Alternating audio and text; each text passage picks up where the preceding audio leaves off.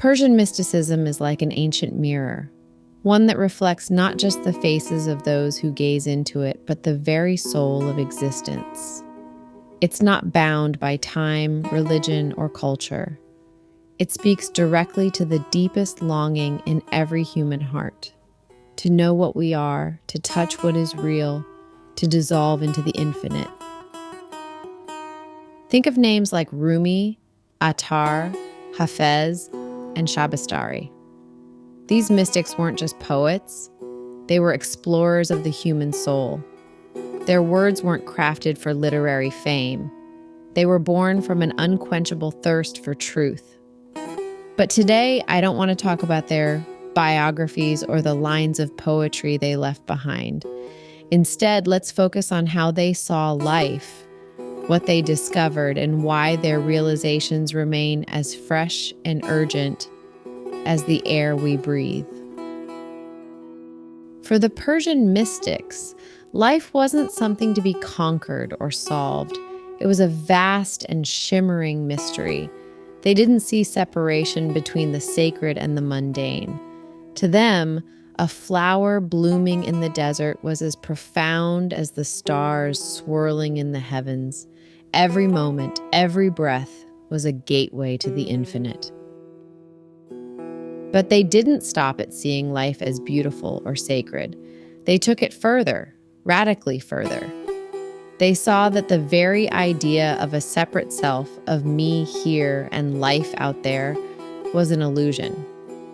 Attar, in his Conference of the Birds, leads us through the journey of the soul, showing that what we seek, the divine, the infinite, is not something outside of us. It is what we are. The sea morgue, the great divine bird the seekers long for, is revealed to be nothing but their own reflection. This isn't just poetry. It's a shattering of everything we think we know. It's the realization that all our striving, all our seeking for meaning, is like chasing shadows. What we seek has never been lost. It's here, now, in the very fabric of our being. Rumi speaks of this realization in his own way. He says, "You are not a drop in the ocean. You are the entire ocean in a drop." What does this mean? It means the infinite isn't somewhere far away. It's not hidden in a temple or a holy book. It's you. It's the essence of what you are. But here's the paradox. To see this, you must let go of the idea of you. The Persian mystics weren't interested in polishing the ego or making it better. They wanted to burn it away in the fire of love. Love, for them, wasn't about romance or attachment. It was a force that dissolves boundaries, that annihilates the self and reveals the whole. They used metaphors like wine and intoxication, not to promote escape, but to describe the state of being so utterly absorbed in truth that there's no room left for the illusion of separation. Imagine the courage it takes to live like this, to surrender everything you think you are, everything you've been taught to hold on to. Persian mysticism isn't gentle. It's not a soothing balm for life's troubles. It's a call to step into the fire, to let it consume every falsehood, every layer of illusion, until nothing is left but the bare, radiant truth. This surrender, this annihilation is not an ending. It's the beginning of a life so vast, so free that words can't touch it. Bayezid Bastami, one of the great Persian mystics, captures this in his timeless words, "I settled in the abode of silence and donned the robe of patience. I became a bird whose vision is unity, whose wings are eternity. I flew in the air of the unconditioned and drank from a cup that forever left me unquenched in its thirst." These lines invite us into a realm beyond thought, beyond dualities, beyond the very framework of the mind. Here, silence is not emptiness, but fullness. an infinite brightness that eclipses the flickering lantern of intellect or concepts.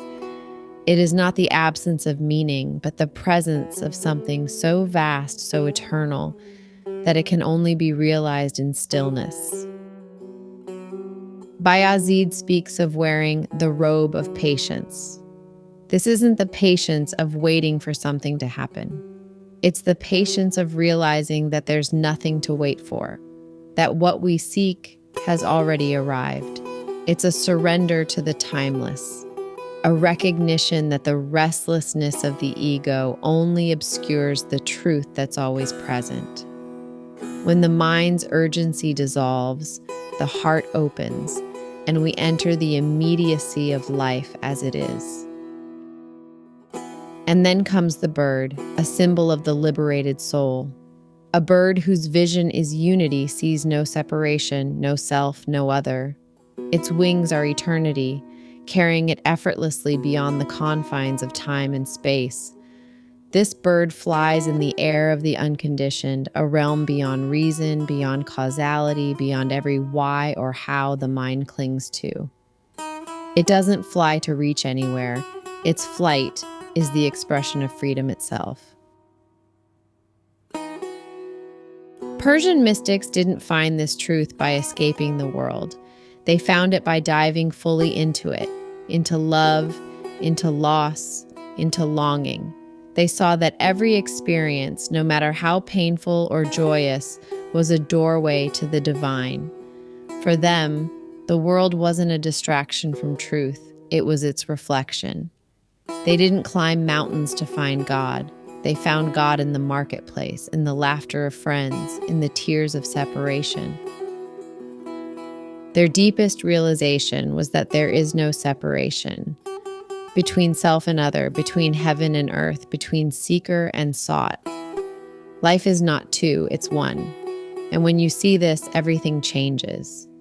You stop grasping, you stop fearing, you begin to live not as a separate person moving through the world, but as the world itself, dancing in its infinite expression. When you see the world as separate from yourself, it's easy to exploit it. When you see others as separate from you, it's easier to dehumanize them. When you see yourself as isolated, it's easy to spiral into despair. But if we embrace the mystical insight that life is one, that we are not separate from one another or the world, our perspective shifts radically. Compassion becomes a natural expression of this unity. Care for the planet becomes care for our shared being. The problems of others become our own, not as a burden, but as a shared responsibility born of connection. So the next time you feel lost or broken or caught in the whirlwind of life, remember the words of Rumi, don't grieve. Anything you lose comes round in another form. The soul is here for its own joy. Persian mysticism invites us to stop running, to stop seeking, and to realize that what we are looking for has always been right here. Not in the future, not in the past, but in this moment, in this breath, in this infinite, unbroken now, the only moment you can experience,